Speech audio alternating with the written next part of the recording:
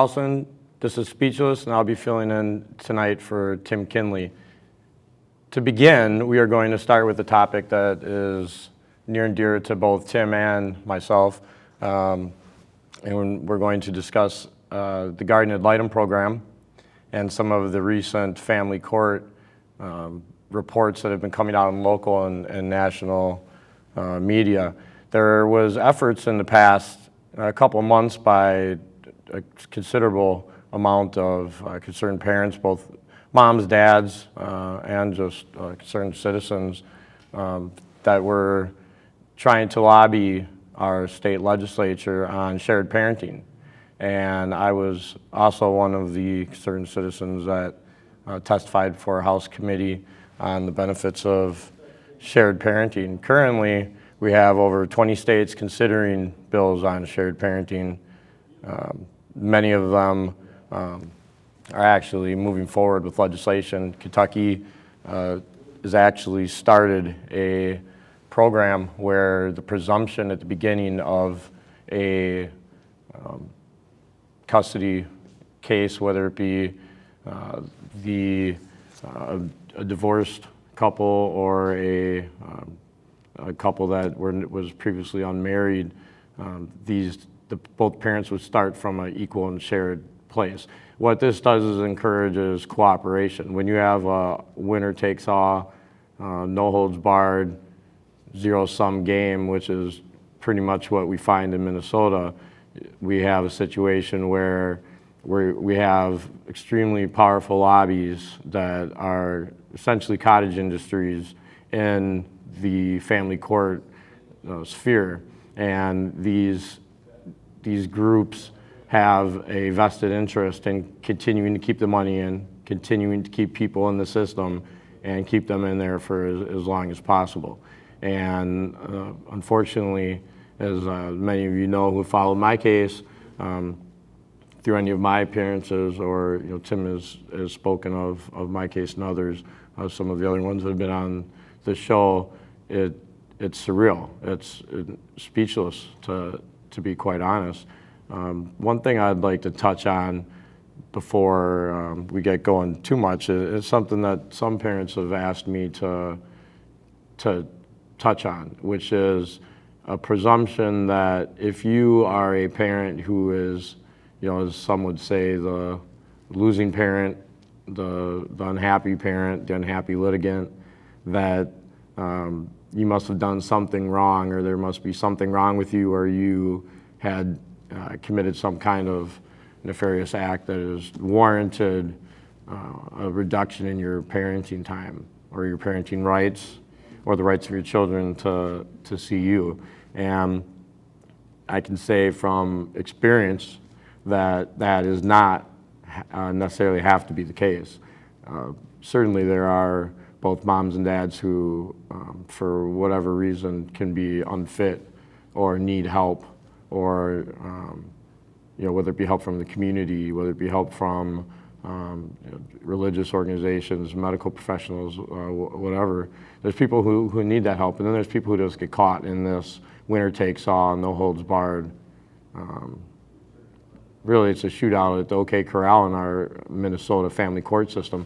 I call it the dirty little secret for our state. It's probably the single biggest black eye for the state of Minnesota that we really don't hear about very much. You have people like Tim that speak about family court on a regular basis. You have people like me. There's other parents. There's other activists. There's groups, fathers' rights groups. There's equal parenting groups, moms groups that support fathers, their roles in their children's lives.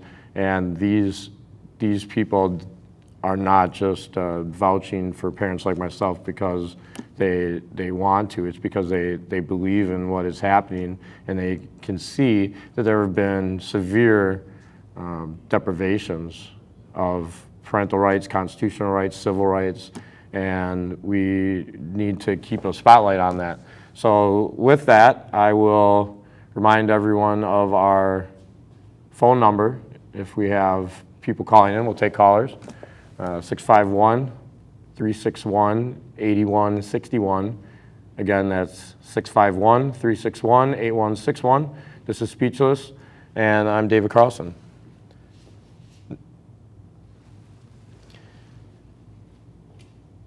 In the news recently, we have tragic shootings, mass shootings, and as someone who's taught for 5 years now, both full-time, part-time, city schools, suburban schools, you could see some correlations between behavior, between attitude, success, and fathers in the house or men in boys' lives, whether it be uncles, brothers, fathers, ideally. Big brother programs. There's plenty of different groups that have an interest in seeing our young men thrive, and we need a place for our young men to thrive. And they need to feel secure. They need to feel safe. They need to feel open to be able to express themselves and be just little boys, young men. And I think we are taking that away. And when you look at stories such as the Mitchell case, which is a federal lawsuit which has been filed against Ramsey County, which is the same county that I filed my federal lawsuit against, has been taking a substantial percentage of black families have been having the fathers taken out of the house. There in 2013, there were 344 African American children were the subject of removal of cases. By 2017, that number has increased to 595, and an increase of 73%, and that is from NPR, Minnesota Public Radio. Having taught in St. Paul and being from East St. Paul, growing up on the east side in a very diverse area where whites certainly weren't the predominant group anywhere I was, I could say that I have a lot of friends who are young black men who are great fathers, some of the best fathers I know, and there are some that aren't involved. And the more I've gotten versed into this family court system and the more I've seen the dirty side of it and the cutthroat side, the questions have to be asked out of these black households.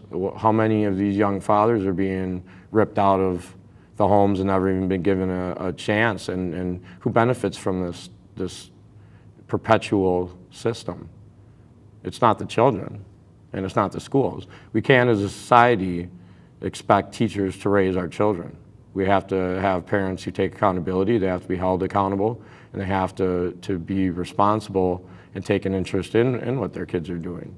And that's something I think that many of you are parents. If you talk to any of your students' teachers, you'll probably hear some stories that you might not think, or that can't be my son or daughter. But these kids have a lot of stresses nowadays, and there needs to be strong, principled role models in these schools outside of just the teachers. And I think that leads into another topic that we'll be getting into this evening, which is veterans and veterans' rights, and what can veterans do with their new era of service after being honorably discharged out of the military, and where are good places for our veterans, and is there a way to take these young men and women who have served honorably in our country and put them in a position where they can be a positive influence in many of these children's lives. I could say to you with virtual certainty, the amount of homes that are just broken with problems with these kids in schools, the correlations are virtually one-to-one. A lot of the behavior problems are coming out of problems in the home, and a lot of problems in the home are because of squabbles between adults. Let's call it what it is. I mean, and that's another topic, since it's technically I get the time to, it's my soapbox for the hour. But I'm speaking to you, young women, young men who've got friends, who've got parents. If you know a parental alienator, whether it be mom or dad, someone you know, speak up. Because there's far too few people that are speaking up and calling out, whether it be people in their family, people that they're friends with, people they've known for decades, when they see something that's wrong. Parental alienation or psychological abuse, it's really psychological warfare. Anyone that's versed in military terminology or tactics or strategy or different aspects of the military would know about psychological operations. And to be quite honest, what I've seen in my case, and I've seen it in countless other cases, dozens and dozens, if not hundreds of parents who've contacted me, and there are so many similarities. And the alienation and what is being done to these children who don't have the answers and don't have the capability to really take in what's happening and process that. Meanwhile, all the other stresses that these kids have in their daily lives. And I think that these are things that as a society we need to take a look at. So with that note, I will give back our number. I don't know if Dallas, we got any callers yet. Hopefully we don't got any callers yet. 651-361-8161. If anyone would like to pose any questions. We certainly wouldn't argue with having some calls. We love to interact with our fans, regardless of where you are in the world. Thanks to the internet and Facebook Live, we're available in many countries. A couple that we're not, with Facebook. But for the most part, you can find me at David Carlson USA. You can find Tim Kinley on Speechless and SPNN.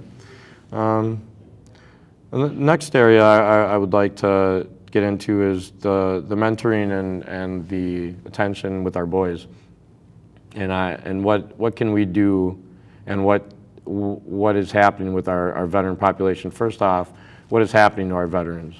And you hear about the suicide numbers, you hear about the job numbers, you hear about the displaced, the homeless, but a lot of veterans are not in those situations where they're living under a bridge. They're not inpatient.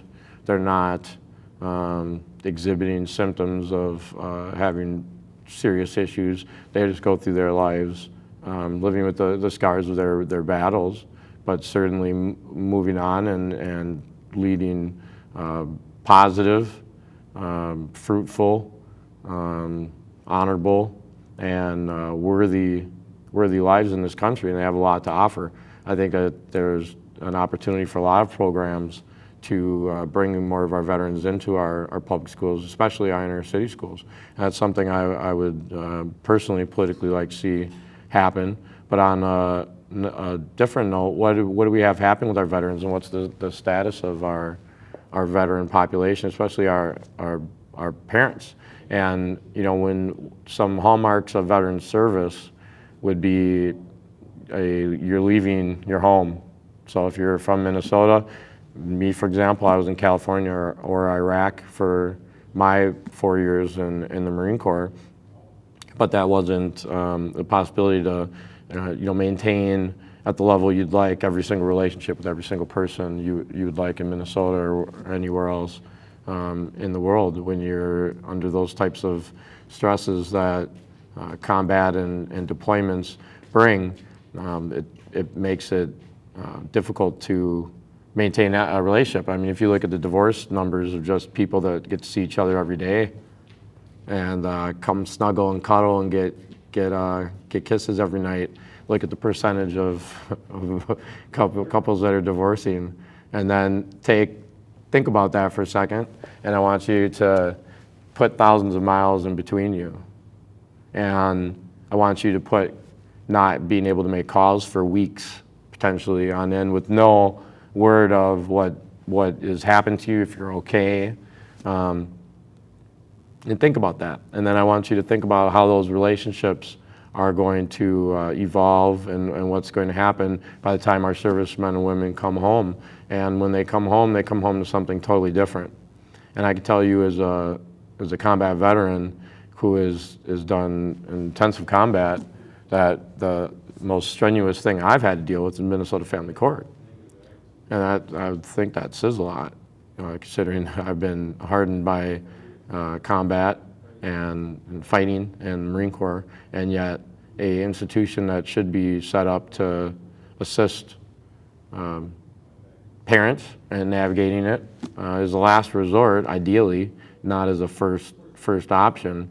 But we should be looking to keep parents in their kids' relationships if they're good parents.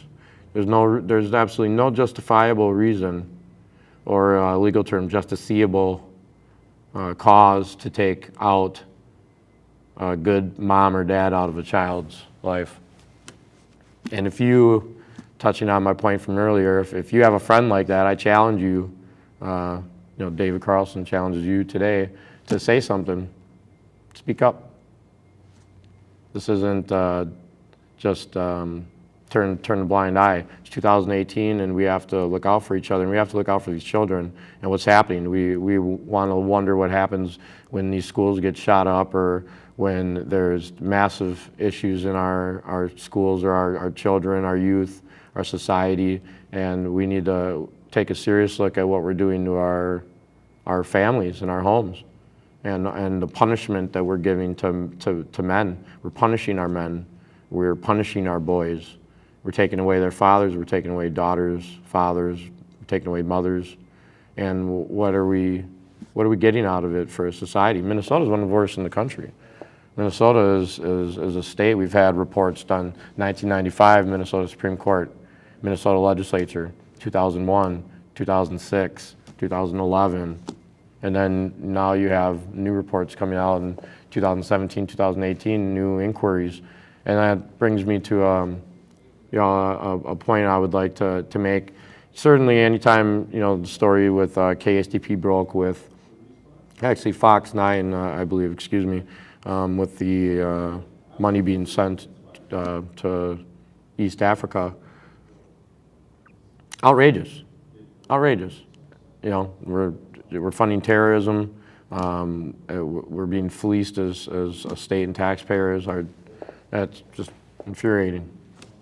Period. Within days, we have hearings in the Minnesota State Senate. Within days, we have hearings in the Minnesota State House. We have House members, Senate members, candidates, lobbyist candidates, millionaire candidates, hundreds of millionaires of candidates all across the country. Now we're a state as an example of people being fleeced. And I would say absolutely. I mean, I think that's undeniable. But I would also say, look how fast we moved on something that has to do with money. And how fast we move on issues that have to do with our neighbors and our brothers, our sisters, our moms, our dads, our children. How fast do we move on that? How many Senate hearings have we had since the shared parenting efforts the last few months?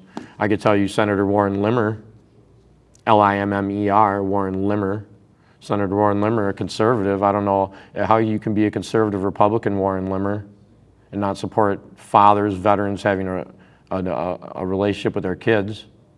That makes zero sense. Some conservative you are. And then you have some cohorts in that caucus. And then, of course, we had some DFLers who were against it. We had some that were for it, and we had some Republicans who were for it. But Senator Limmer wouldn't even let it come to it doesn't even rate coming to my committee. But look how fast we got the hearings on cash going to Somalia within hours. We got outrage, national outrage. We've got one of the worst family court systems in the entire nation. We've got one of the worst guardian ad litem systems in the entire nation. I meet guys at SA who are 35, 45, 55. Their kids are older than me. They've been through these programs, and they're still broken. When I met Tim Kinley in 2008, we didn't meet strictly through politics. We met through the family court community. I was dealing with family court in 2008, 2018. That's 10 years. 10 years of pain and suffering, heartache, the trauma to my children, the trauma to myself, and I'm just one parent. And I happen to be one parent who certainly took it as far as it can go. I went to the United States Supreme Court, Carlson v. County of Ramsey et al. Feel free to look it up on Scribd, David Carlson USA, or any of my social medias. You could certainly find some of that well documented. I embrace it at this point. It's those scars they're bitter, they're painful. You saw a conversation with myself and Tim, maybe a month ago, where we started to get into some of the pain that men can feel from having your children taken away. It's the worst pain you can have, to take away a person's children. What kind of a monster does that? And what kind of a state are we to allow it to happen? Again, we move fast when we see that suitcases of tens of millions of dollars are flying out. Free to move about the cabin, free to move about the country. Friendly skies, quick. Minnesota Senate moves with uncanny speed. Those senators were flying down the aisle. Shared parenting bill, we don't got the support. We don't have the numbers. Well, people that were involved were promised that we did have the support. Senator Limmer, talking to you, Senator Limmer, up for re-election in 2 years? Senator Limmer, you're being lied to, he says. You're being lied to. We don't have the votes. Then put it to a vote and put them on the record. What kind of cowardly politicians do we have in this state? What kind of cowards do we have representing us? Absolute cowards. We have the fewest representatives, and whether it be the state side, the federal side, that have served in the military and virtually history of the United States. And you wonder why we have these buffoons representing us. That's what many of them are, absolute buffoons. To have to sit and watch them, to be just the average Minnesotan and turning on your TV and watching these idiots. I mean, seriously? What do you want to say? If you could just pause your TV when you're watching some of these politicians, whether it be in Washington or St. Paul, what would you say if you could just pause the person that just made you just say what today? If you were looking in the paper today, was there a story that you were just like, where do these people come from? And then we wonder why nobody wants none of the good people want to run. Look at how people are treated. You have to be a millionaire to run for office nowadays. Or you leave office and you come back, you make your millions and come back, or you marry into a even bigger, wealthier family than the family you have, and you take it to the primary and you take it to the people and you buy the election. Or you're a mogul, or you're a billionaire. And the rest of us, we're all just a bunch of plebs. We're just a bunch of serfs. The serfdom of Minnesota. That's what we've became.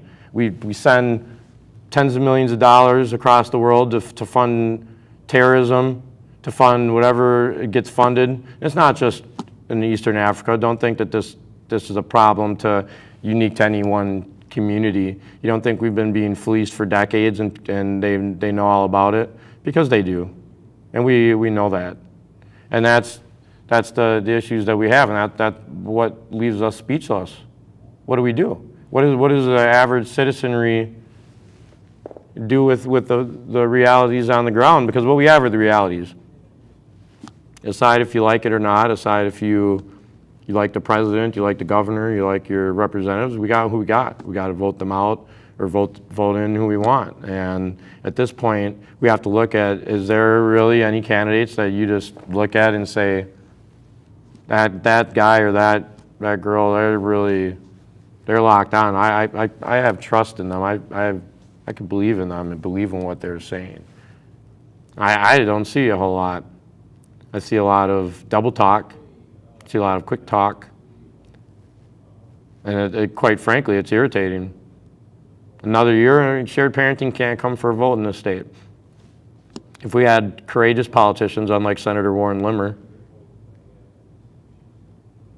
maybe if you'd have done something in the years past, if shared parenting was a priority for the fathers who go home to their children in their their well-off, life as you work a couple months a year as a senator, you get a stipend every day, you get retirement at a certain point, you've got, you get the benefits of campaign funds and campaign accounts and PACs and all the other goodies that come.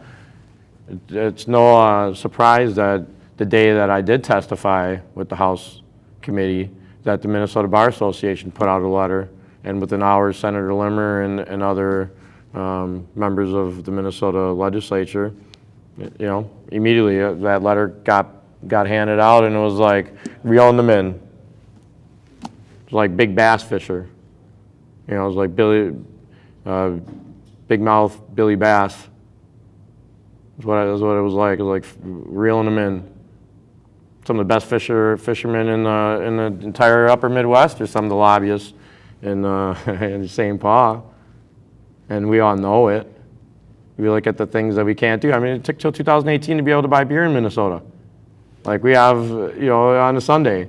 We've got a state that in some areas we move forward. In other areas, whether it be issues with our law enforcement and body cameras, or it be protests shutting down highways and violating people's property, or assaulting other people because of their skin color or who they voted for.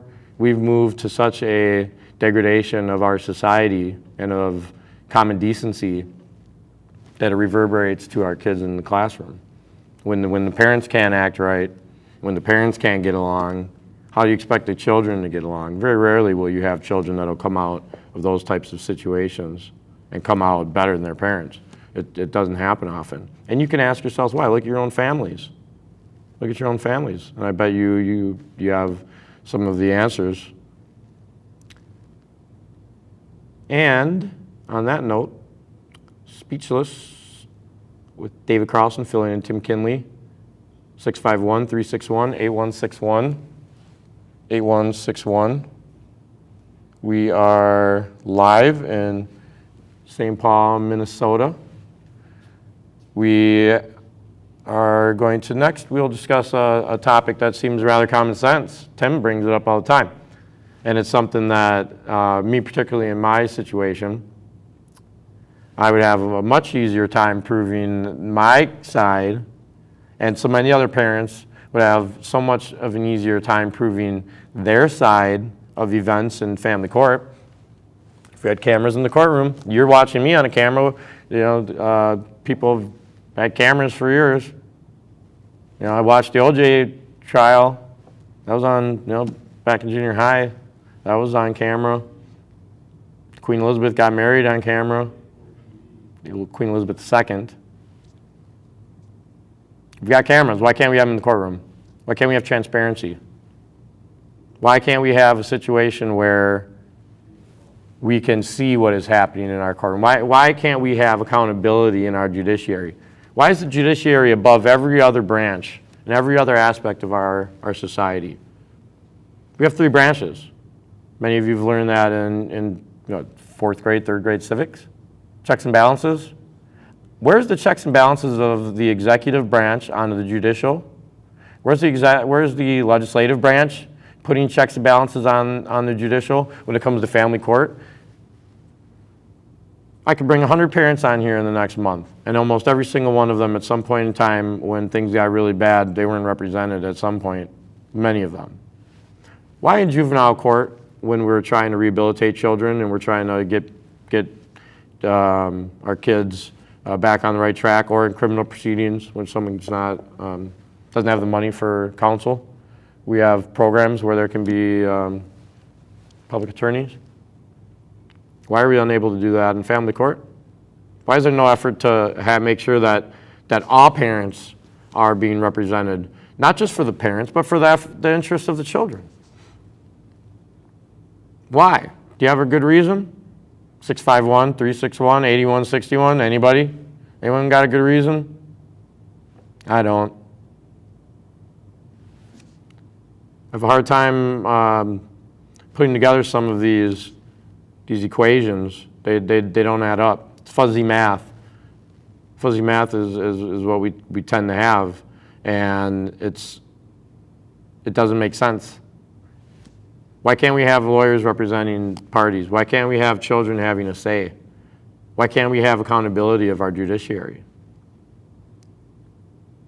Well, if you're having a hard time with the judge, who do you think you go to? There's got to be a complaint line. Maybe you just go on Twitter, Facebook. Maybe put it on Snapchat or something. Someone will see it, and you'll get a response, right? No. You go to the judge that you have an issue with. You go to the judge you have an issue with, and you ask her, I know you're being mean to me. I know that you're degrading my character as a human in your orders, and you're just being an awful human, just a rotten individual is how you're behaving. But will you please remove yourself? And then when that doesn't happen, you go for a reconsideration. And I've yet to find a judge that overrules another judge. And I've been to a lot of courts. I've been to every court you can actually go to by myself. And in the federal side, I received 0 hearings. And that is another tough lesson that we could talk about another time, is the judiciary. If I have an attorney and I'm represented in federal court and I want to make an argument, my lawyers can make an argument, 15-minute oral argument. So David Carlson, if David Carlson's worth $100 million today and David Carlson wants to make an argument, his lawyer can argue and we will have a 15-minute argument. If David Carlson doesn't have any money and can't afford a lawyer and he just wants to represent himself and says, hey, I still have constitutional rights, I'm an American citizen, my name is David, I want to speak and let my side out, can I have my 15 minutes? You can't get that. How's that equality? How's that equal justice under the law? How can a party that is represented get afforded an opportunity that a party who is not represented is denied? And no one has a problem. There's no hearing. There's no emergency hearing by the state Senate. There's no nothing. These things just happen. And then if you want to, again, go for redress, who do you get the redress from? And a lot of people, you think family court, I don't deal with that. I'm never going to have to deal with that. But, once upon a time, everyone who's dealt with family court didn't think it would be them. And these are where we have to, it's not just about how it impacts us. And that, personally, to be honest with all of you, my friends out here in TV land, wherever you may be watching from, it's something I struggle with, is what do good people do?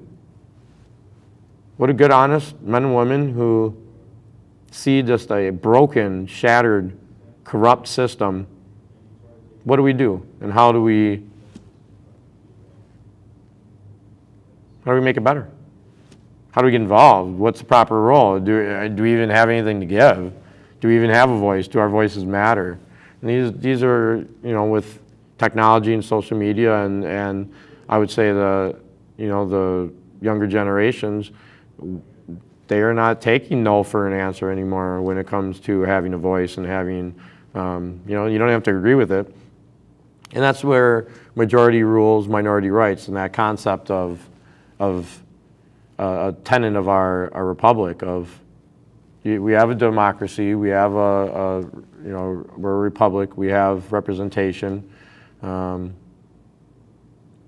we have a system that is representative democracy where people are elected, and if they're not doing their job, we can vote them out. When it comes to a lot of these judges, many of them, it's near impossible to get out. And a lot of them, how many people are even voting on these races? And that's where we get a lot of apathy, because people just don't know. There's a saying and phrase that no one cares about the status of the hoses of the fire department until your house is on fire. And some firefighters in St. Paul Fire Department told me that years ago, and it rings true. Like, no one cares about those hoses until it's your house that needs the high water pressure. And that's where we're at. Our society is on fire. We're a house on fire. Our kids, our families are on fire. Your family might not. You might be in a situation where you can't see a instance where you might be in a situation like me or any of the other parents that have been up here, Tim, or anyone else. But I have to challenge you. Is it possible?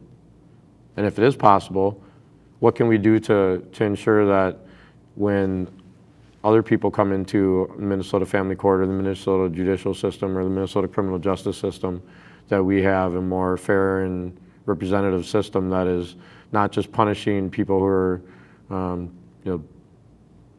smoking marijuana and being jailed, ticketed.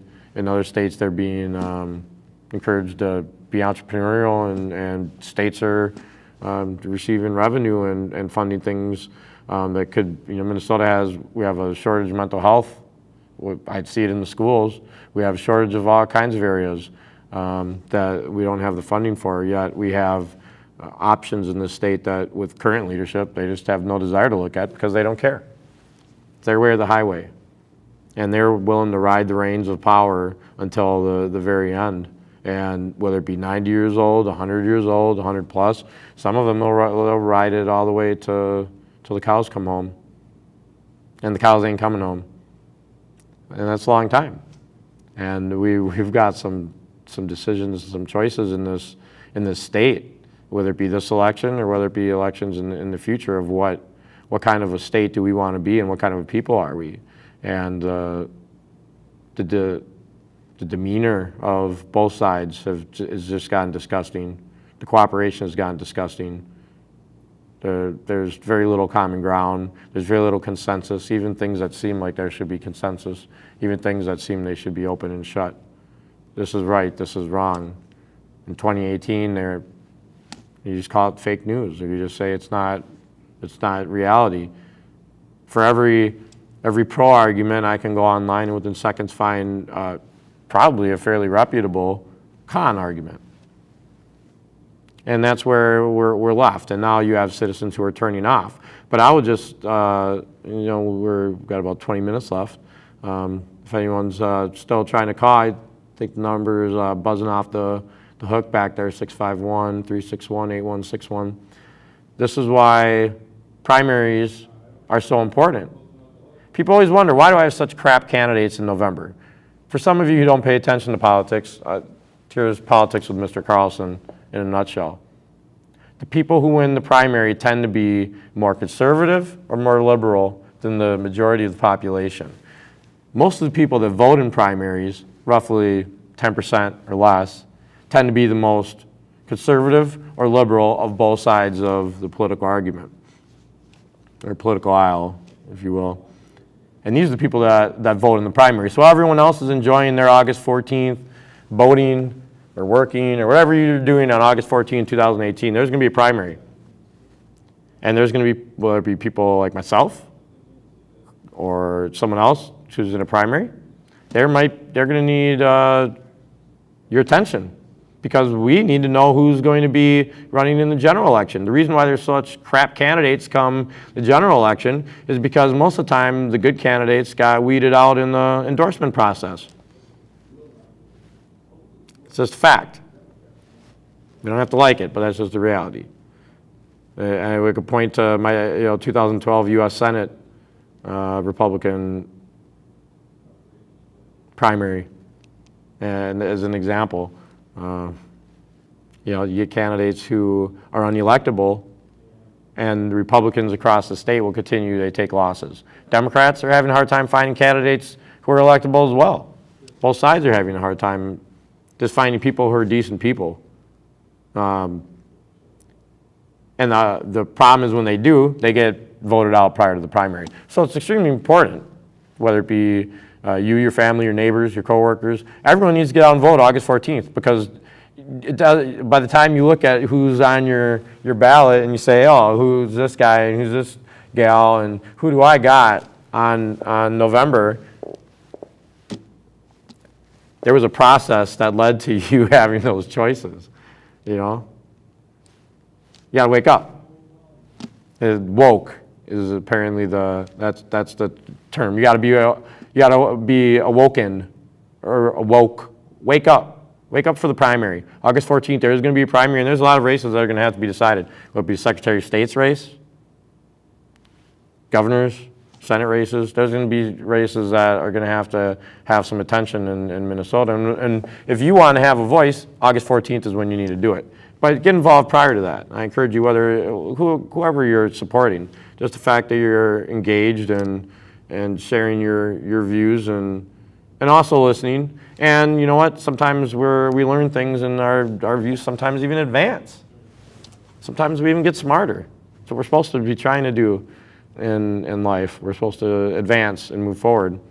And that's something that I think people are seeming to forget, that we want to be better than we were yesterday. We want to have a better life than we did yesterday. We want to have a better life than our parents. We want our children to have a better life than ours. This is what has made America such a great country, is that we have that respect for the life and the process of working hard and achieving your goals and your dreams, no matter how ridiculous they might seem to some people.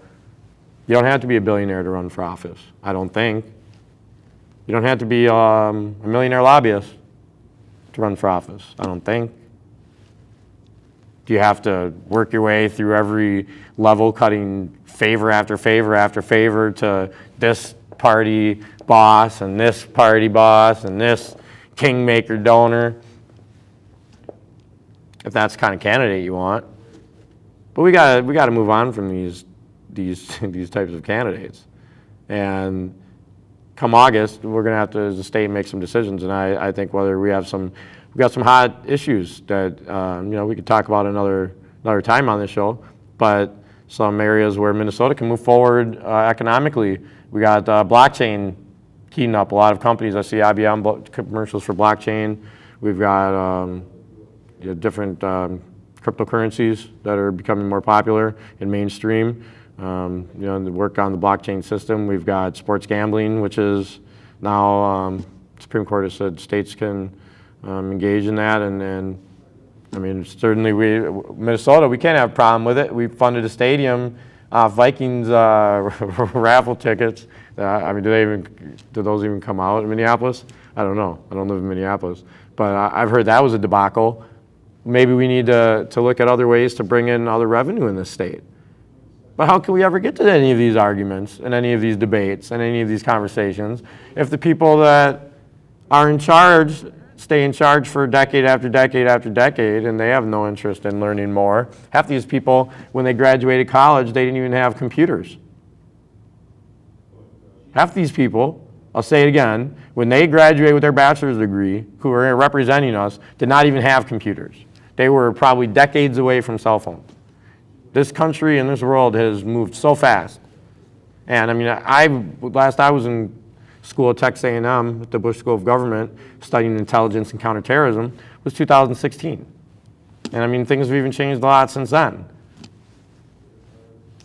And if you haven't written a paper since a word processor, or you probably did it at old school, like me and my pen and paper here, you probably were doing that. Like, how are you improving your knowledge base? If you're one of these representatives, this isn't a lifetime appointment. We don't elect you for life. We're not. This isn't a nobility class. Judges aren't lords. State senators aren't lords. The Lord of Cambridge, or Senator Limmer, the Lord of Maple Grove, I believe. Is that really what we've become? A society that only cares to elect, he sold platinum records, we'll put him in office. Let's give him keys to the codes. Or this guy's a billionaire, let's get him. I mean, it goes on both sides. This isn't a Republican or Democrat problem. We've got a cultural problem where we've just turned into worshiping people for absolutely everything and anything other than things that you should really be looking with positive views at a lot of people. We have a lot of people being celebrated who ought not be celebrated, and those are those are things that we have to look at as a community. And in Minnesota, we've got an election, and we've got issues, we've got activism like we haven't seen in decades, and probably my lifetime. And what are we going to be as a state? And on the Republican side for governor, we have a very interesting situation that's arisen, and the Democrat side, I mean, you have candidates that are experienced. Same with Republicans. What are we going to do? Where are we going to go? And what is going to be the path of Minnesota beyond 2018? And what kind of projects are we going to put up? And then we have about 12 minutes left. Anyone wants to call? Maybe throw a sports subject in here, because as I was driving by, it made me think. 651-361-8161 is the hotline. Hotline bling. 651-361-8161, and this is Speechless.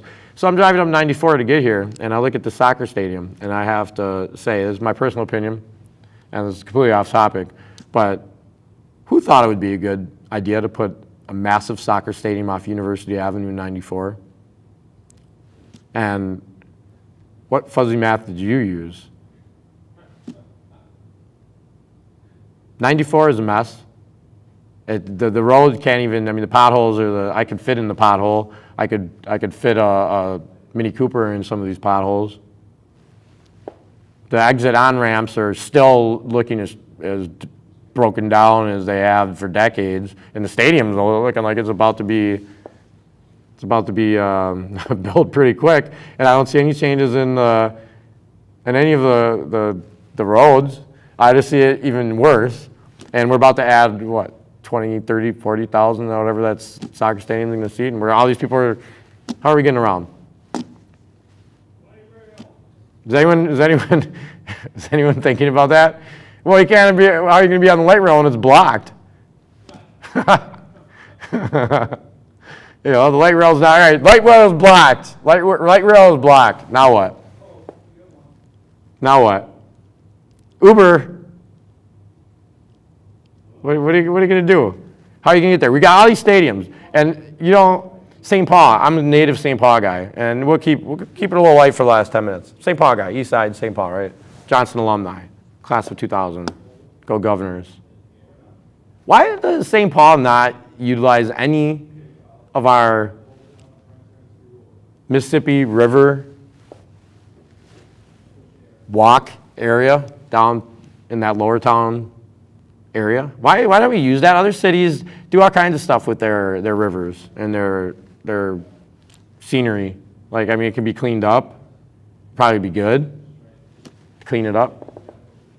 I mean, a lot of stuff could have happened down there, and all this development we were just missing. And that lead us to a topic for an entirely different show, but on entrepreneurialism and funding entrepreneurs in the state, and people that, especially in the inner city, that are virtually unable to access capital in our capital markets. Oh, we got a call. Well, we better take a call while we've got it. The phones are ringing off the hook. Dallas and Tim's back there now. Who's our first caller? Caller number 1, you're on. Speechless. Caller number 1, are you there?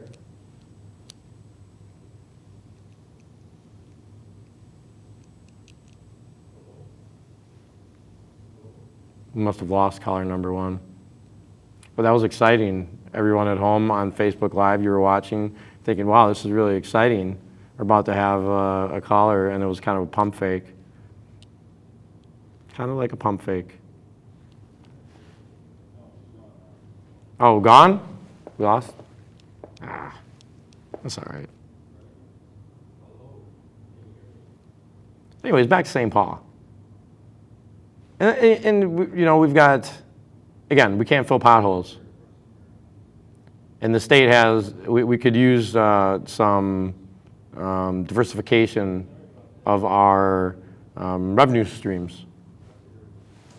And how are we going to do that? Are we going to do that with the same people that we have someone here? Do I got to pick up a phone? Hi, welcome to Speechless. You're on.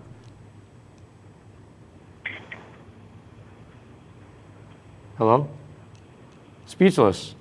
Speechless, go, line 1. Fire. No? Anyways, well, I'll continue on with St. Paul and potholes. But we need to have some new leadership, some leadership who are around the average age of a Minnesotan, which is around 36. Not 66, 76. We love our seniors. We love our experienced members of the community, and they should be valued, and we should do everything we can to honor them. Ask again if she can hear you. Jan? Ask again if she can hear you. Can caller number 1 hear me? Caller number 1. No, never mind. Yeah. What were they calling about? Anything exciting? Probably St. Paul and potholes.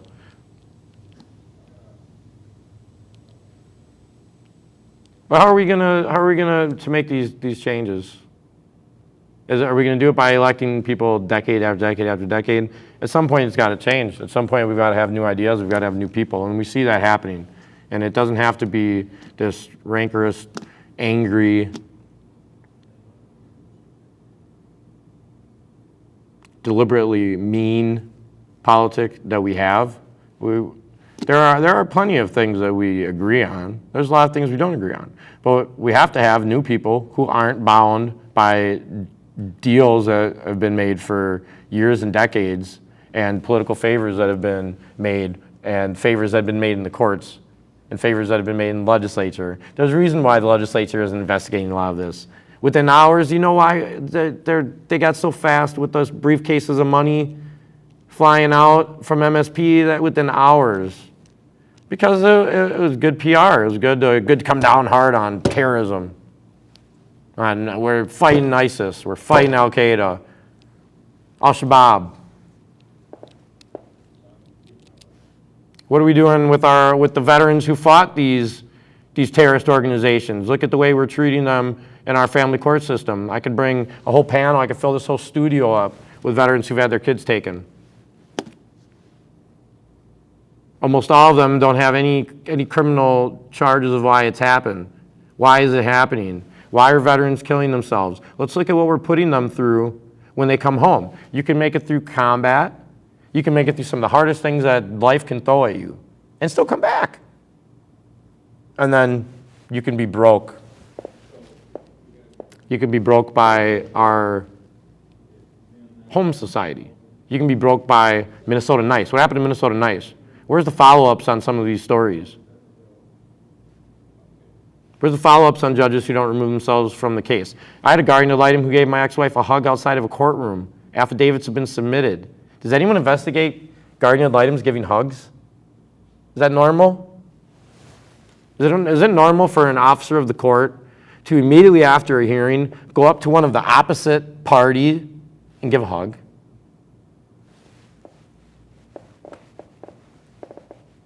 Hug. Who does that? And how do we not investigate that? That's just a disgrace to our system. That's an embarrassment. And this person is still, Ramona Olson is still a guardian. I mean, throw the pen up. Where's the rules? Where's the ethics? Where's accountability? And who's watching?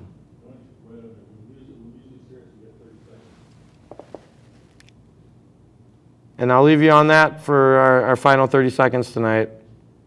Who's watching? Who is watching out for you? And who's watching out for me and my family and your family? And you know what? Sometimes we need some new people to watch out, and I am going to do everything I can to continue to watch out for you, your family, your interests, our state, our country, just like so many veterans who've served honorably in this country have done. We didn't serve to watch the country go down the hole, the S-hole. We didn't.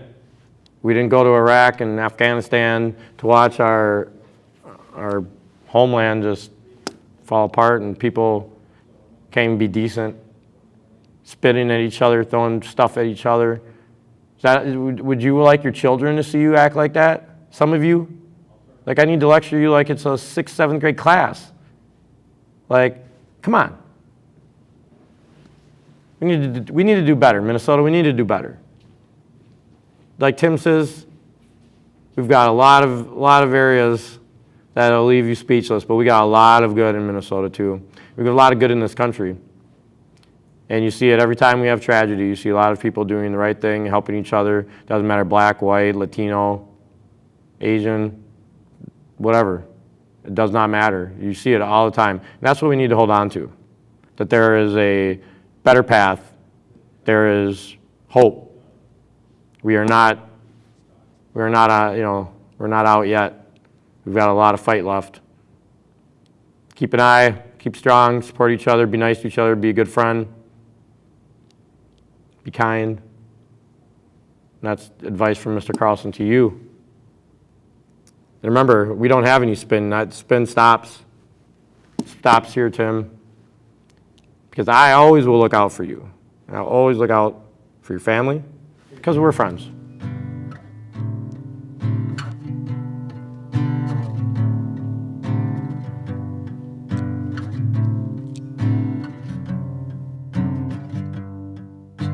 The days go by like the forest sets on fire, and the wind takes the kite as the firefly brings the light.